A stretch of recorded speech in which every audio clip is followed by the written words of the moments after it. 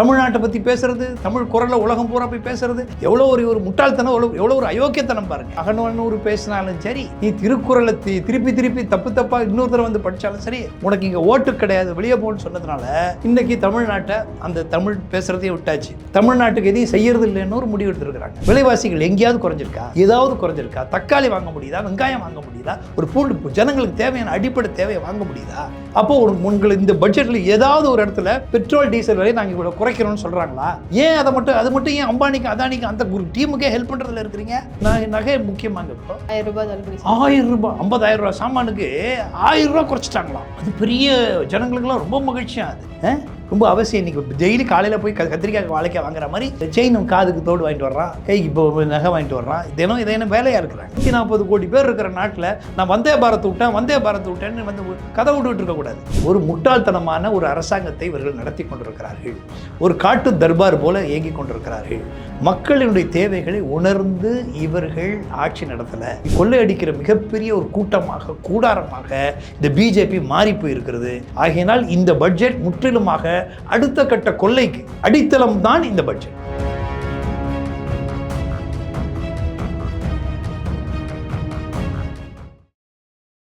வாகை தமிழ் நேயர்களுக்கு வணக்கம். 2024-2025க்கான மத்திய பட்ஜெட்டை நிதியமைச்சர் நிர்மலா சீதாராமன் அவர்கள் மக்களவையில் தாக்கல் செய்திருக்காங்க. இது குறித்து நம்மோடு பேசுவதற்காக நம்மோடு இணைந்திருக்கிறார் தமிழக ஆம் ஆத்மி கட்சியின் தலைவர் திரு வசீகரன் அவர்கள். வணக்கம்.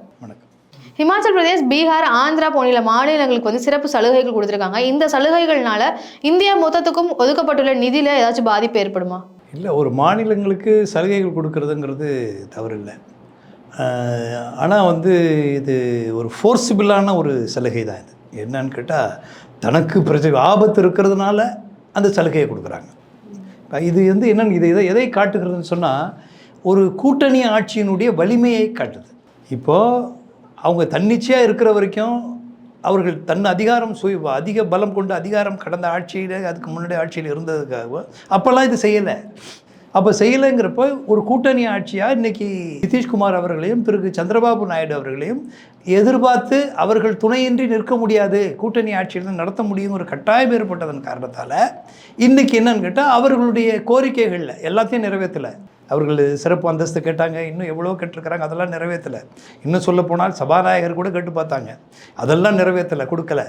இப்போதைக்கு என்ன பண்ணிருக்காங்க, இதுக்கு சின்ன யானை பசிக்கு சோள பொறின்னு சொல்லுவாங்க, அதுபோல் அந்த தேவைக்கு கொடுத்துருக்குறாங்க, ஒரு சலுகைன்னு சொல்லி கொடுத்துருக்குறாங்க. இதில் என்ன புரிஞ்சுக்க வேண்டிய விஷயம்னு கேட்டால், இந்திய மக்கள் இதில் தெளிவாக புரிஞ்சு கொள்ள வேண்டியது, கூட்டணி ஆட்சி தான் பலமானது. தன் மாநிலம் இன்றைக்கி தமிழ்நாட்டில் திராவிட முன்னேற்ற கழகம் முழுக்க வெற்றி பெற்றிருக்கிறது.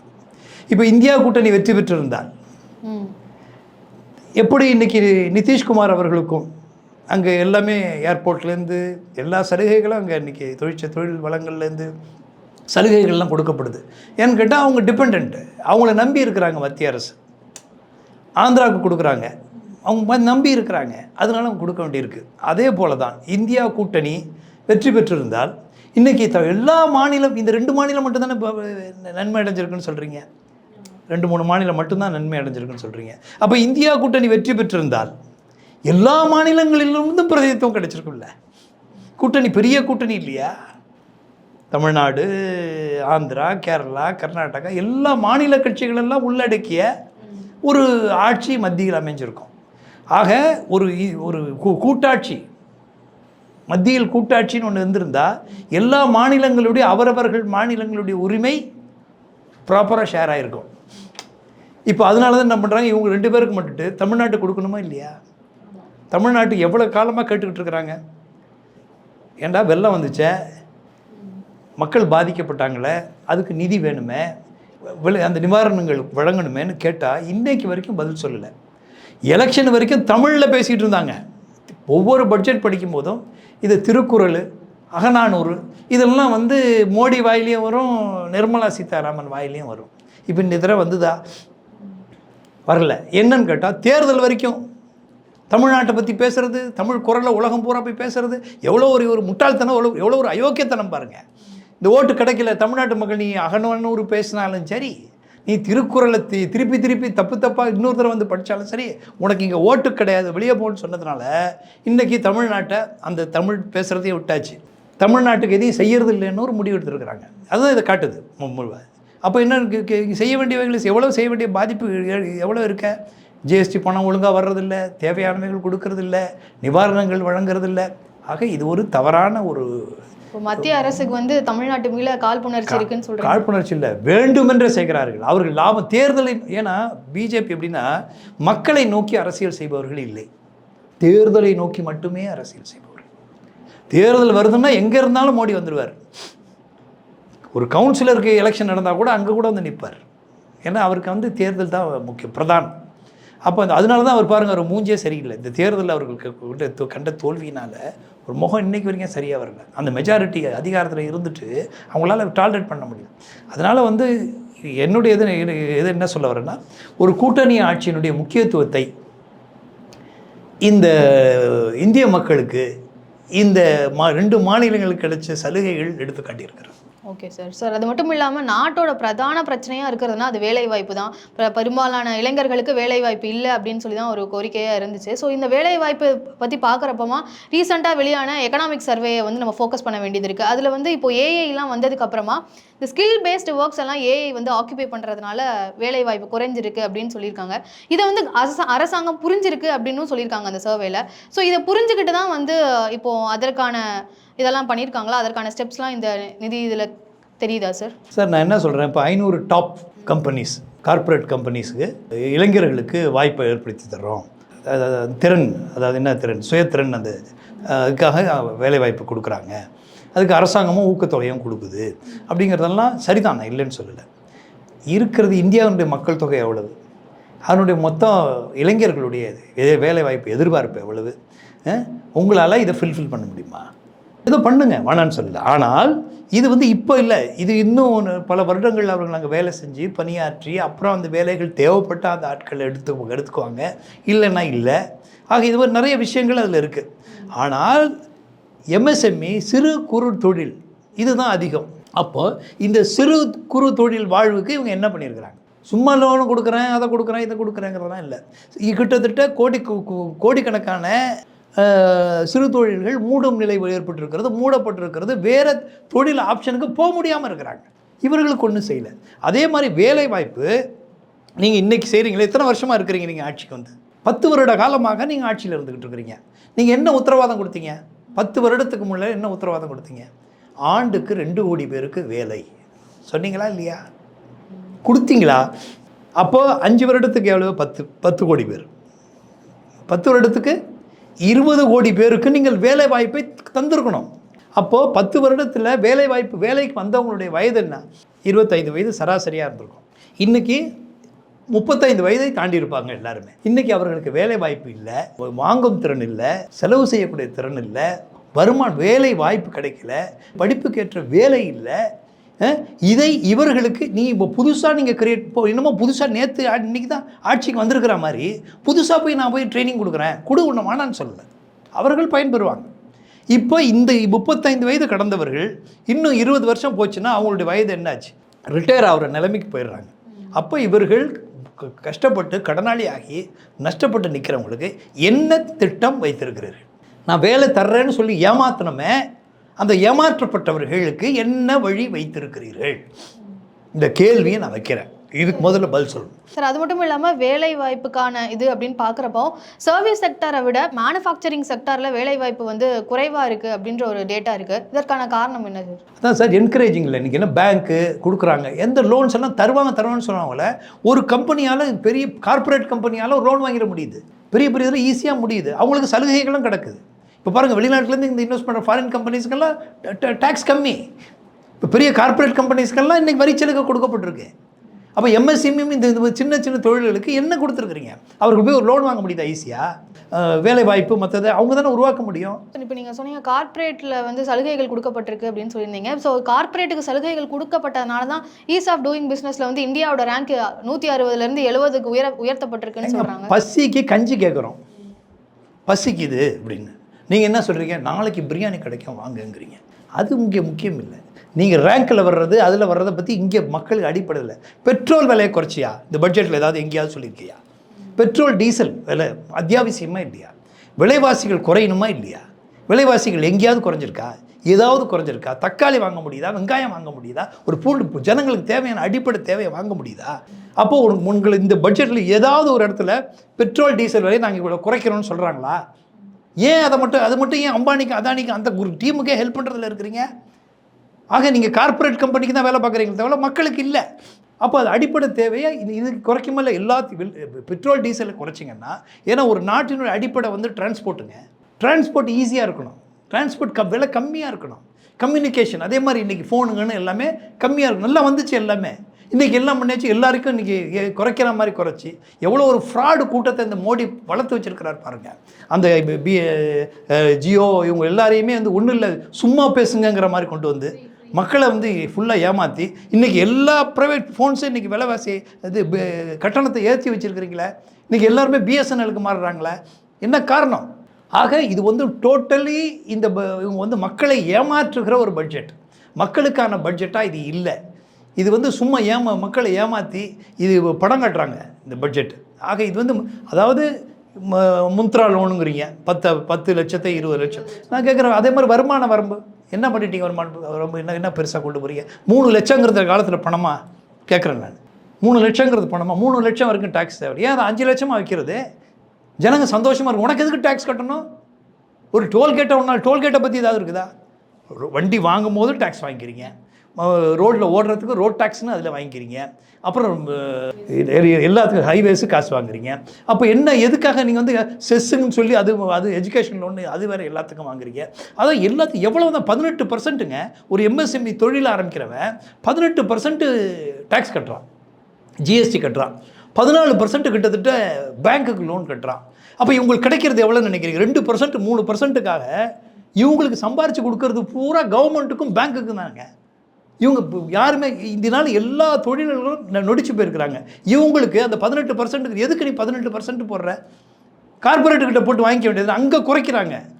அங்கே குறைச்சி இந்த மாதிரி தொழில் செய்யக்கூடியவங்களை இதனால தான் சைனாவுடைய வளர்ச்சி. சைனா ஏன் இவ்வளோ பெரிய வளர்ச்சி ஏற்பட்டுச்சுன்னு சொன்னால் அங்கே இருக்கிற வங்கிகள் தொழிலுக்கு ஒரு உதவியாக இருக்குது. அங்கே இருக்கிற அரசு நிறுவனங்கள் உதவி நிறுவனங்கள் எல்லாம் தொழிற்சாலைகள் உற்பத்தியாக இருக்குது. இன்றைக்கி உலகமே எந்திரிச்சு நிற்கிது. இவ்வளோ பெரிய பாப்புலேஷன் கண்ட்ரி இன்றைக்கி எந்திரிச்சு நிற்கிது. இன்றைக்கி இந்தியா அதே மாதிரி ஒரு கண்ட்ரி தானே. ஏன் இவ்வளோ பாப்புலேஷன் உள்ள கண்ட்ரி தானே. ஏன் டெவலப் பண்ண முடியல? இதுக்கு முற்றிலும் காரணம் அரசாங்கம் தாங்க. அரசாங்கம் வந்து மக்களை பற்றி கவலைப்படலை. மக்கள் கீழ்நிலையில் இருக்கிற மக்களை பற்றி இவங்க கவலைப்படலை அப்படிங்கிறதா முக்கியமான செய்தி. சரி, இடைக்கால பட்ஜெட்லேயும் சரி, இப்போது கொடுத்துருக்க பட்ஜெட்லேயும் சரி, பெண்கள், இளைஞர்கள், அது ஏழைகள் இவங்களுக்கு தான் முக்கியத்துவம் கொடுக்கப்படும் அப்படின்னு சொல்லியிருந்தாங்க. ஸோ அது வரிசையில் பார்த்தீங்கன்னா விவசாயிகளுக்கு ஆர்கானிக் ஃபர்டிலைசர்ஸை பற்றி சொல்லியிருக்காங்க. ஸோ ஆர்கானிக் ஃபர்டிலைசர்ஸ் வந்து அதை பற்றி என்ன நினைக்கிறீங்க சார், அந்த பட்ஜெட் பற்றி? சார், ஆர்கானிக்கு தேவை தான், இல்லைன்னு சொல்லலை. எல்லாமே இயற்கையாக இருக்கணுங்கிறதுல ஒன்றும் சந்தேகம் இல்லை. ஆனால் எல்லாத்தையுமே செயற்கையாக தானே உருவாக்கி வச்சுருக்கீங்க. நீங்கள் உர தொழிற்சாலைகள் என்ன அதை வளர்க்குறீங்களா இல்லையா? கெமிக்கலைஸ்டன் ஒரு பக்கம் எல்லாம் வளர்த்து அதில் தான் நல்ல ப்ராஃபிட் மாதிரி காட்டி அதில் தான் அதிக விளைச்சல் மாதிரி காட்டினா எப்படி ஆர்கானிக் இண்டஸ்ட்ரி வளரும்? அது சீப்பாக இருக்கணும். அப்போ அதை வந்து விலைவாசி குறைக்காமல் அதுக்குட்டான டிரான்ஸ்போர்ட் கொண்டு போக முடியல. ஒரு இடத்துலேருந்து அவன் விளைய வச்சு அதை கொண்டு போய் எங்கே விற்கிறது? அது கொண்டு போகிறதுக்கு முடியாது. அதுக்கு எக்ஸ்பென்சிவ் ஆக்கி வச்சுருக்கிறீங்க. அப்போ இந்த மாதிரி ஆர்கானிக்காக பண்ணுறவனுக்கு என்ன ஸ்பெஷல் சலுகைகளில் கொடுக்கணும்? நீ என்ன பண்ணுற? அவனுக்கு கொடுக்குறத விட ஃபர்டிலைசர் உர தொழிற்சாலைகளுக்கு என்னென்னலாம் சலுகை கொடுக்க முடியுமோ அத்தனை சலுகைகளையும் கொடுத்து உரச்சலுகைகளை வளர்க்குறீங்க. அதே மாதிரி பூச்சி மருந்து அடிக்கிறது, இதெல்லாம் நீங்கள் பண்ணும்போது அந்த வளர்ச்சி எப்படி ஆர்கானிக் எப்படி வளரும்? ஆக ஆர்கானிக்கை வளர்க்கிறோம் என்ற பெயரில் இவங்க வந்து மக்களை வந்து மற்ற கெமிக்கலைஸ்டு ஃபுட்டை தான் இன்றைக்கி வரைக்கும் சாப்பிட வச்சுருக்கிறாங்க. அதை ஏன் இவர்கள் தடுக்கலை? கெமிக்கலைஸ்டாக இருக்கிற அரிசி எல்லாமே இன்றைக்கி வந்து சத்து உள்ள பொருளே இல்லை. சத்து உள்ள பொருளே இல்லைன்னு தெரிஞ்ச பொருட்களை எப்படி இவர்கள் அனுமதிக்கிறார்கள்? இதை தடுத்துட்டுல செய்யணும். எதை முன்னாடி செய்யணும் இல்லை. நகை முக்கியமாங்க. இப்போ 1000 ரூபாய் தள்ளுபடி. 1000 ரூபாய் 50,000 ரூபாய் சாமானுக்கு 1000 ரூபா குறைச்சிட்டாங்களாம். அது பெரிய ஜனங்களுக்கெல்லாம் ரொம்ப மகிழ்ச்சியாக அது ரொம்ப அவசியம். இன்றைக்கி டெய்லி காலையில் போய் கத்திரிக்காய் வாழைக்காய் வாங்குற மாதிரி செயின் காதுக்கு தோடு வாங்கிட்டு வர்றான், கைக்கு இப்போ நகை வாங்கிட்டு வர்றான். இதெல்லாம் வேலையாக இருக்கிறாங்க. ஆக இது வந்து இதெல்லாம் நாங்கள் குறைக்கணும்னு சும்மா ஒரு பிரபலப்படுத்துறதுக்காக அவர்கள் குறைக்க வேண்டியதை குறைக்கவில்லை. மக்களுக்கு அத்தியாவசிய தேவைகளை குறைக்கவில்லை. ஒரு முட்டாள்தனமான ஒரு அரசாங்கத்தை இவர்கள் நடத்தி கொண்டிருக்கிறார்கள். ஒரு காட்டு தர்பார் போல இயங்கி கொண்டிருக்கிறார்கள். மக்களினுடைய தேவைகளை உணர்ந்து இவர்கள் ஆட்சி நடத்தலை. இந்த பட்ஜெட்டில் இன்னும் எவ்வளவோ நல்லது சொல்லியிருக்கலாம், எவ்வளோ மக்களுக்கு கொடுக்கறதுக்கு சொல்லியிருக்கலாம். பெட்ரோல் டீசலை அடிப்படையான விஷயத்தையே இவர்கள் சொல்லாதவர்கள் எந்த விஷயத்தை சொல்லியிருந்தாலும் அது மக்களை ஏமாற்றுவதற்கானது தான். சார், அடுத்த முக்கியமான துறைனா ரயில்வே துறை. ஸோ ரயில்வே துறைக்கான ஒதுக்கப்பட்ட பட்ஜெட்டை பற்றி கொஞ்சம் சொல்லுங்கள் சார். ரயில்வே துறை முதல்ல பாதுகாப்பை உறுதிப்படுத்தக்கூடிய வகையில் அதை செயல்படுத்தணும். நிதி ஒதுக்குறதுங்கிறது ஒரு பக்கம். ஏன்னா இன்றைக்கி ரயில்வே துறை முக்கியமாக சொல்ல போனால் இந்த ரயில்வே துறை பட்ஜெட்டே நிதியமைச்சர் கையில் இருக்கக்கூடாது. ஏற்கனவே இது தனியாக ரயில்வே பட்ஜெட்டுங்கிறது அது ஏன்னு கேட்டால் அதிக கவனம் செலுத்த வேண்டிய ஒரு துறை. அது உலகிலேயே மிகப்பெரிய ஒரு நிறுவனம் இந்தியாவில் அதிக அளவில் இயங்கிக்கிட்டு இருக்கு. ஏராளமான தொழிலாளர்களை கொண்ட அதிகப்படிவில் டிரான்ஸ்போர்ட் மக்கள் பயன்படுத்தக்கூடிய ஒரு போக்குவரத்து ஒன்று இருக்கிறது என்றால் அது ரயில்வே. அந்த ரயில்வே தனியாக அந்த சுதந்திரமடைந்த காலத்திலிருந்து இன்றைக்கு வரை அது தனி ரயில்வே துறை, தனி பட்ஜெட்டு அது கவனிக்கிற அதனால தான் இன்றைக்கி அதெல்லாம் தனியாக கவனிக்காதனால தான், தனியான முறையில் அதை செயல்படுத்தாதனால தான் விபத்துகள் தொடர்ந்து நடந்துக்கிட்டு இருக்கு. இன்றைக்கி சமீபம் வரைக்கும் விபத்து நடந்துகிட்டு இருக்குது. இதையெல்லாம் காரணம் என்னென்னு கேட்டால் இவர்கள் செய்யக்கூடிய தவறான நிர்வாகம். எதுக்கு உங்களுக்கு என்ன நஷ்டம்? அதில் விவசாயத்திற்கு தனி பட்ஜெட் கொடுக்கலாம். ஏன்னா விவசாயிகள் தான் இந்த நாட்டினுடைய முதுகெலும்பு.